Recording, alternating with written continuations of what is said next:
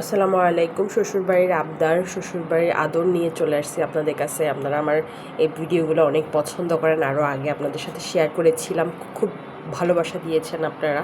শ্বশুর শাশুড়ি না থাকা সত্ত্বেও অনেক ভালোবাসা পেয়েছি শ্বশুরবাড়ি থেকে, আলহামদুলিল্লাহ।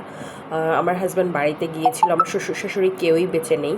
তো ওখানে গিয়েছিল, ওখানে আমার আশেপাশে যে রিলেটিভসরা থাকে, আত্মীয় স্বজন থাকে, ওরা আমাকে খুব আদর করে এই ভালোবাসাগুলো পাঠিয়েছে। ডাব পাঠিয়েছে, খুব কচি কচি ডাব।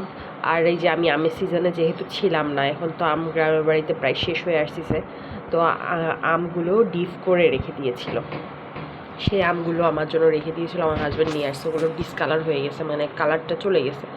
আর কাঁঠাল আমার একদম শাশুড়ির গাছের কাঁঠাল, শাশুড়ি নিজের হাতে লাগানো গাছের কাঁঠাল।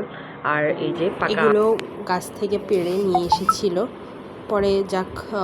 আর এই যে লতি, সেগুলো কিন্তু একদম মানে গাছের চাষ করা না, এগুলো টকিয়ে পাওয়া যেগুলো হয়, কুড়িয়ে নেওয়া, ওগুলো থেকে একদম কুটে বেছে দিয়েছে আমার যা। আলহামদুলিল্লাহ, ওনাকে অসংখ্য ধন্যবাদ। আমার লতি অনেক পছন্দের। আর এই যে কলা, বাংলা কলা, কাঁচকলা যাই বলে না কেন, কলা আমার খুবই পছন্দের কলা।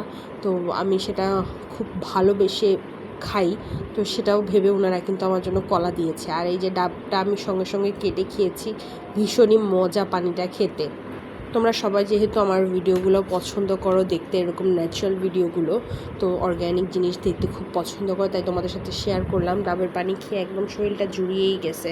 আমি এটা অলরেডি একটা রিলস আপলোড করেছি, কেমন লেগেছে তোমরা অবশ্যই জানাবা। আর দেখো ডাবের ভিতরে কি সুন্দর সরা হয়েছে, যেটা খেতে খুবই মজা ছিল। খুব মোটাও না, খুব পাতলাও না, এই মিডিয়াম লেয়ারের সরাগুলো খেতে খুব ভালো লাগে।